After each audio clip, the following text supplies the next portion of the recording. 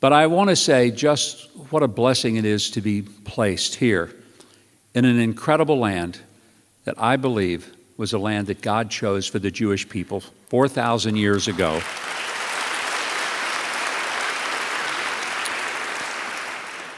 And it's a distinct privilege for me to represent the President and the United States, to be able to come to this land where America is not just a friend or an ally, but it is an actual partner with the state of Israel. And by that I mean that we share more than we share with any other nation on earth. And I know from time to time there are rumors that, well, Israel and America, we're not getting along, and there's some division, and there's some dust up. And I just want to tell you that's not true. Our relationship has never been stronger. There's nothing fractured about it. In fact, I've said to people, look, I've been married 51 years, so let me just say something about that. The fact is, there comes a point where there's just no point in even thinking about getting a divorce. First, you've swam so far across the river, you don't want to turn around and go back the other way. And the second, and this is true of the U.S. relationship with Israel, the reason Israel and the U.S. will never get a divorce is because neither country can afford to pay the alimony if we ever did. So I hope you love the U.S. as much as the U.S. loves you, because quite frankly, we're hooked up for life.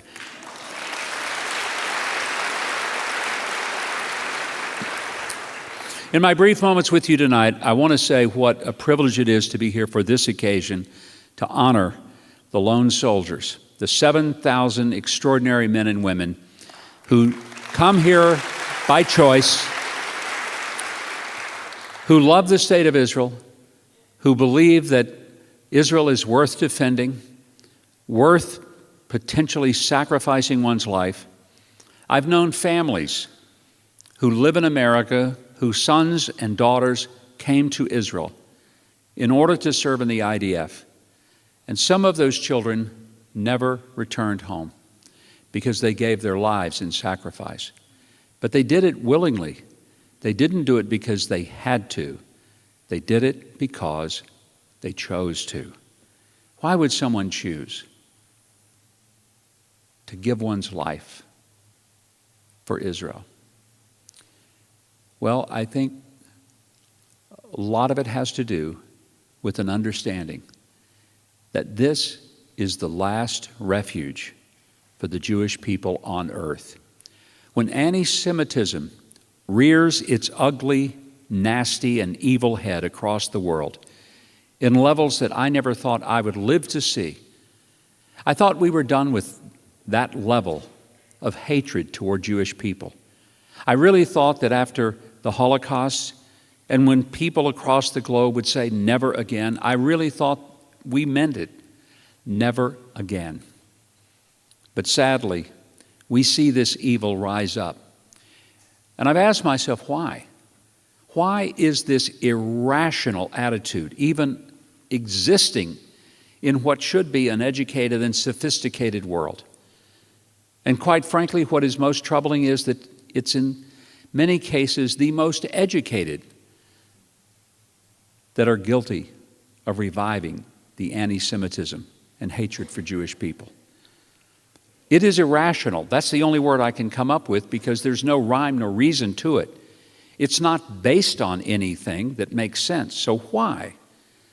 But here's the only reason that I can come to a conclusion over.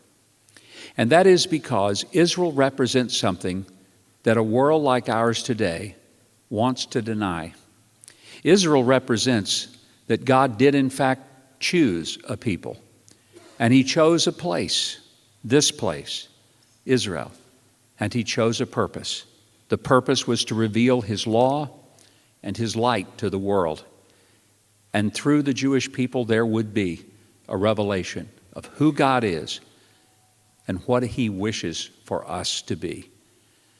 And if someone rejects that and wants to worship the created rather than the Creator, then at some point you will hate and despise those who most represent the Creator. So it's not a geopolitical issue. It's not a socio-economic issue. It is a spiritual issue.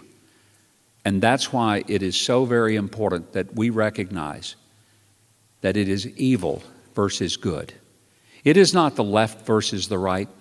It is the up versus the down. And there are brave men and women who come to Israel to stand for righteousness, to stand for this nation, who don't have to, but who choose to.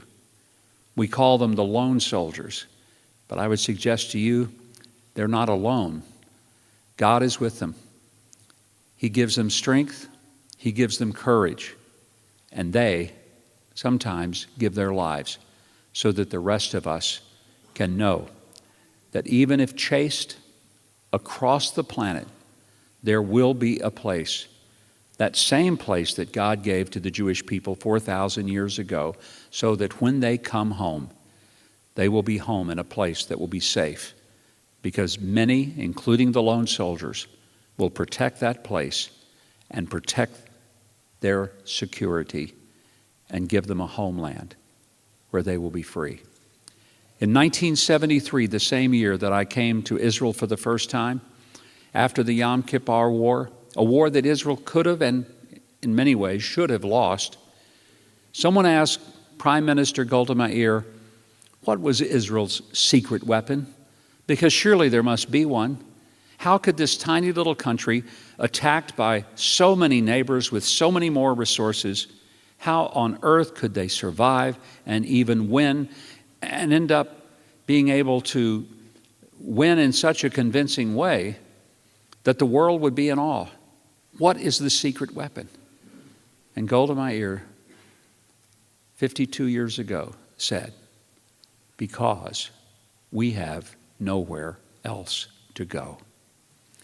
Tonight, I pay tribute to all of you who are donors, all of you who contribute generously to make the life of the lone soldier safer, happier, giving them a sense of hospitality. And when they're away and separated from their families by thousands of miles, it's your kindness, your hospitality, your care for them that makes them know that not only God is with them, but you are with them as well. And tonight, as the U.S. ambassador to Israel, I say to you that the U.S. is with you. And I want you to understand, I will never use the term, the United States is behind you. Because after 30 years in politics, what I learned was, yeah, people are behind me, way behind me. No, it's not enough to say we're behind you. I'd rather say it as it is. We are with you. Shoulder to shoulder, we are with you. Thank you. God bless you. And may you continue to bless the lone soldiers. Thank you. It's 2025. America's debt is over $37 trillion, and the dollar just had its worst crash since 1973. That puts your savings and your family's future at risk. That's why we trust Alpha Omega Gold, a company that stands unapologetically with Israel and supports Stand Tall Israel. Visit ao.gold/stand to claim your free precious metals wayfinder guide or call 1-855-426-4653 today. Protect your future before it's too late.